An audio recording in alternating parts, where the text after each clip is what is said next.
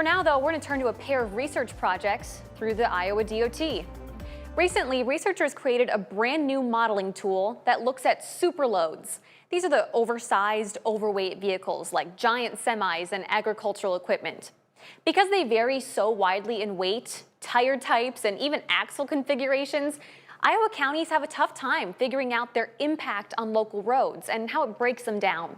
So this new tool allows local officials to figure out predictions of damage and repair costs to our roads. And this research effort earned national honors through the American Association of State Highway and Transportation Officials. But it wasn't the only one. Another Iowa team was looking at speed signs in work zones. Here to explain is Brian Worrel, Iowa DOT Work Zone Operations Engineer. Brian, thank you so much for being here with us today.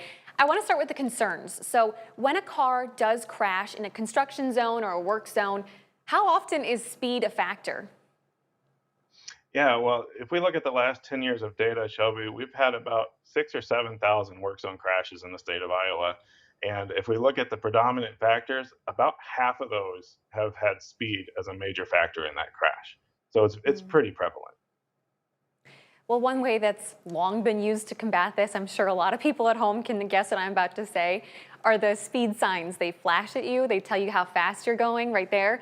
I mean, what did your research find? Are these actually effective at reducing speed? That's right. So these speed feedback trailers, yep, they post the actual regulatory speed at the top, and then they have a digital sign at the bottom that shows you how fast you're going. And it's really just a good reminder for folks going through there as to how fast you're traveling through that zone. And yeah, we found them to be quite effective. Research shows that there's a considerable dip in speed when those are present in a work zone. You say considerable difference. How big of a difference are we talking? We're anywhere from 3 to 10 miles an hour, depending on the work zone and the location that we're at. So. But it's not just having the signs out there. You guys were also looking at how many signs are placed around a work zone and how close they are to each other. So what kind of difference does all of that make? Right. And so this research, we had several research teams across several different states out there putting sensors out, measuring the speeds of cars while we moved these speed feedback trailers along the zone, looking at where that best configuration might be. And the place that we found it most effective is about 200, 250 feet in front of where the actual work is happening. And that's good for about half a mile or so, maybe up to a mile to keep those speeds down. So we recommended that folks place those trailers, every mile or two throughout those longer work zones to keep speeds down.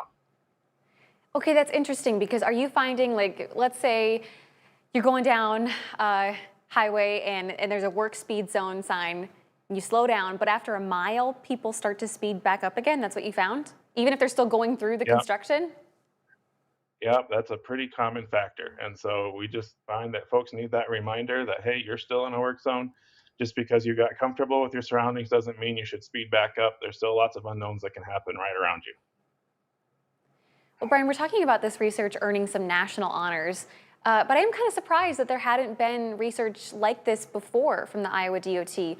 What kind of was the catalyst to get this going? Right. Well, there's a lot of vendors out there creating lots of things to help keep folks safe in our work zones. And this was shown to be effective, like we talked about earlier. But one of the problems with implementation of these things is where exactly do we need to put those? And so we knew it was effective, we knew it was a good tool, but we really needed just that dedicated effort across multiple states, multiple work zones and types of roads to say, where is really the best place to put this? So it wasn't so much that we didn't know of their existence, it was how do we use these the most efficiently that we can to make the best impact for our work zones.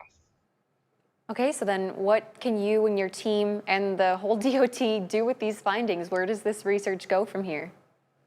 Right, and we have a unique case in Iowa actually that's really great because we also have a vast database of connected vehicle data. So as newer cars go through, a lot of data gets tracked as to and anonymized as to who's traveling that in your car.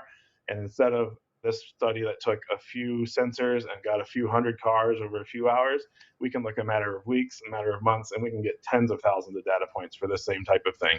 So we are looking at even further refining this result specifically for Iowa roads, how we make our Iowa construction zones even safer. Well, then my last question for you, Brian, it seems like an obvious one, but what do you want drivers to know when it comes to speeding and work zones?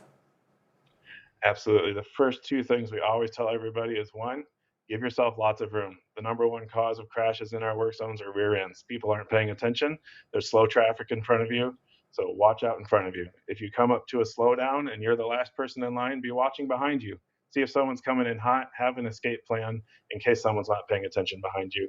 And number three, yeah, both of those combined to let's slow down. Just make sure you're paying attention, ready for the unexpected within our work zones.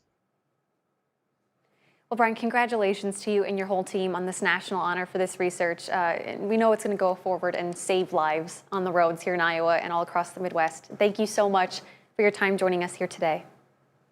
Thanks for having me. And hey, if you guys at home want to share this story or you want to learn more about either of these research projects, head over to WQAD.com and the As Seen on TV tab.